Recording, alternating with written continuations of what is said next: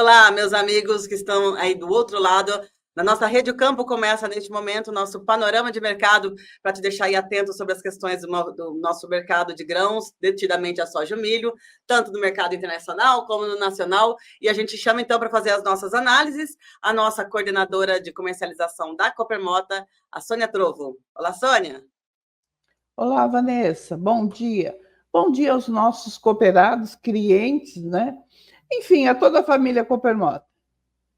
E é isso aí. Então, fazendo a nossa chamada, então, convidamos agora, neste momento, nosso parceiro da Stonex, Fábio Cruz. Olá, Fábio. Olá, Vanessa. Olá, Sônia. Cooperados. Prazer estar com vocês aqui novamente.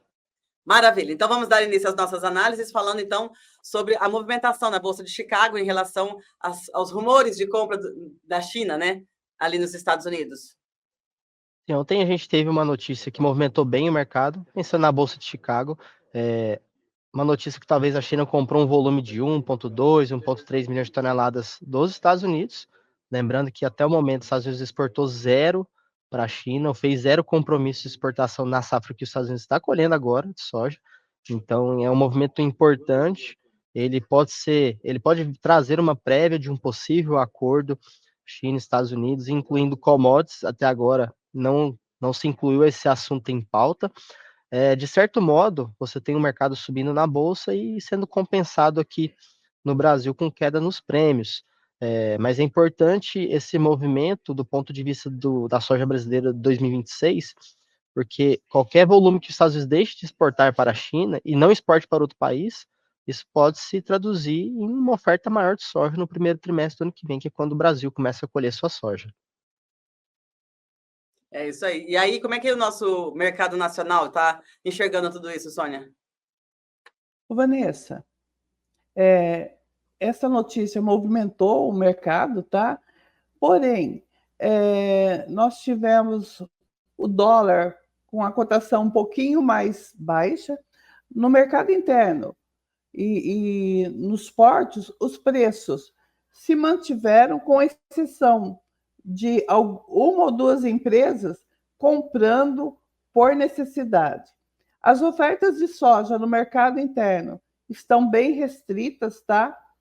E a gente vê que na necessidade, algumas empresas vêm para o mercado pagando R$ 1 ou R$ 2 a mais nos preços. No mais, segue com uma certa estabilidade, tá? Tá certo. E aí, então, a gente continua nas nossas análises trazendo a questão do auxílio ao produtor americano, que está meio que pode estar interferindo ali na comercialização dos Estados Unidos, né, Fábio?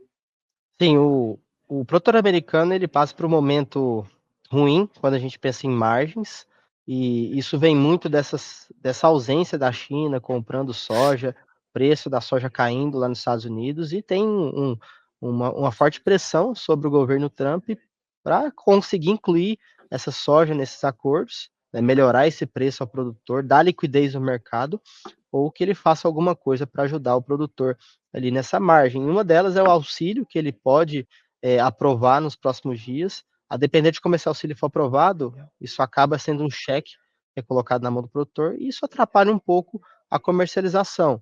Então, não necessariamente isso vai trazer o produtor para o mercado, isso pode frear a comercialização americana e, no fim do dia, isso pode ter um ímpeto altista, pensando em uma soja que vai ter uma dificuldade maior de vir para o mercado. E esse ímpeto altista também pode ser percebido aqui no nosso mercado nacional, Sônia? Acredito que sim, Vanessa. Essa reunião acontece agora dia 30, né? Confirmado. Aliado a isso, a gente tem a reunião ainda não confirmada de Lula com Trump no domingo. Enfim, são expectativas do mercado. Mas em relação ao auxílio americano tal, o que nós podemos ver é a decisão desse encontro e ver que, como nós já pontuamos antes, qualquer acordo com os chineses pode fazer com que os prêmios caem aqui no Brasil. O não acordo faz com que a gente tenha oportunidade na soja 2026. É isso aí. A gente está na expectativa, então, desses rumores se concretizarem, e a gente, então, continua analisando aqui o nosso mercado, passando agora para o milho, falando um pouco sobre os preços, né? No disponível, a curto prazo está estável, Fábio. Sim, o que a gente observa é que o mercado interno ele vem sustentando os preços no curto prazo. Então, quando a gente pensa no quanto de milho em 2025 foi comercializado, verão, safrinha, e o quanto o Brasil consome mês a mês ali para conseguir manter a sua oferta de proteínas, de etanol de milho, e eles estão bem próximos, ou seja, o que está sendo comercializado pelo mercado é praticamente o que a gente exportou até agora, claro, e o que o mercado interno consumiu. Então, isso acaba trazendo um mercado interno que sustenta esses preços no curto prazo. Às vezes ele tem uma necessidade de 10, 15 dias à frente, ele paga realmente o preço que está sendo ofertado ali, que o produtor requer, e por enquanto o preço, apesar de uma safrinha excelente, uma produção boa, ele segue ali nos patamares bem parecidos, se a gente for analisar as últimas semanas.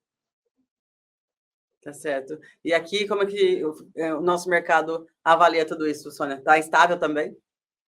Vanessa, estável, sem mudanças. As vendas do lado do produtor do milho diminuíram bem, continuam poucas, tá?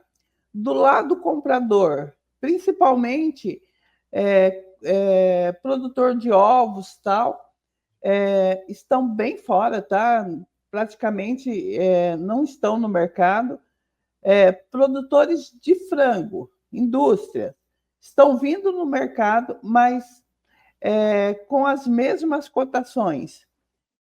Então, nós tivemos uma semana praticamente estável em relação a preços e do lado do produtor em relação a ofertas, poucas ofertas. Uhum.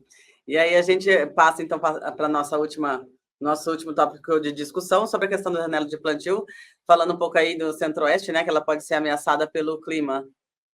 Eu acredito que isso até seja um motivo dessa comercialização um pouco travada no curto prazo, né? O produtor, às vezes tem aquele sentimento de que alguns estados estão com a janela um pouco ameaçada, nada concretizado ainda, para deixar bem claro, né? Mas você pega o estado de Goiás e Mato Grosso do Sul, né? O Centro-Oeste é 70% da safrinha brasileira. E você tem Mato Grosso do Sul e Goiás muito importantes nessa oferta. E os dois estados, eles estão, de certa forma, atrasados no plantio da soja. E com certeza isso deve refletir lá na frente. É uma janela menor de milho. Vai plantar fora da janela? Pode ser que não. A gente tem uma capacidade de plantio muito boa hoje no Brasil.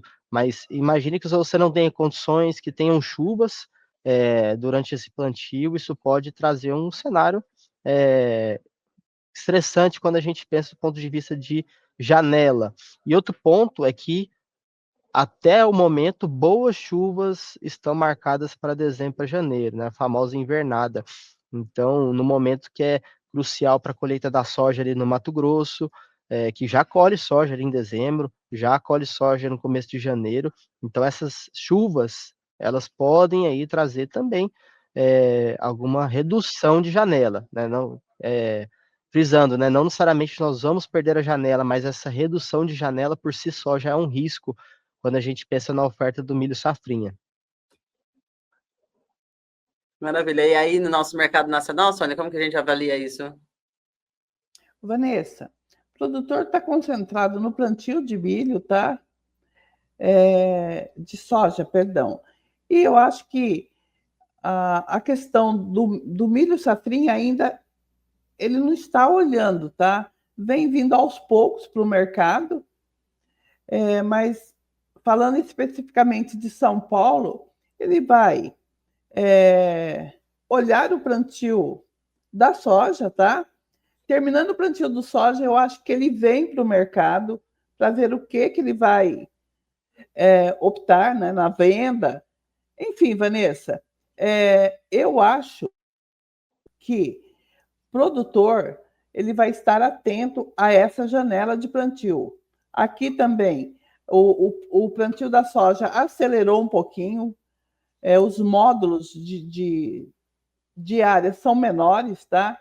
Então, a gente está em torno de 70% plantado na região. E o produtor, eu acho que, terminando o plantio, vai olhar com mais carinho esse plantio para fazer as vendas de milho, principalmente as vendas antecipadas. Agora vamos fazer o hoje para depois já... Agora estou preocupada em resolver a soja para depois pensar no milho, né, Sônia? Com certeza. É até engraçado, porque essa semana foi bem atípica, tá? Quase não tivemos vendas, fixação de milho nem de soja. Todo mundo no campo, acelerando o plantio. O pessoal está tudo dentro do trator ali agora, fazendo plantio. Deus a Deus, né? Com certeza. Depois ele vem para o mercado, ele vai olhar os preços, olhar o mercado como um todo para tomar a sua decisão. Maravilha. Então é isso, gente. A gente então conclui com esse nosso panorama de mercado de hoje e voltamos com o Fábio e a Sônia na próxima semana para falar então sobre tudo que está acontecendo nesse nosso mercado internacional e nacional. Esperamos vocês? Até lá. Claro. Um abraço. Até lá. Obrigado.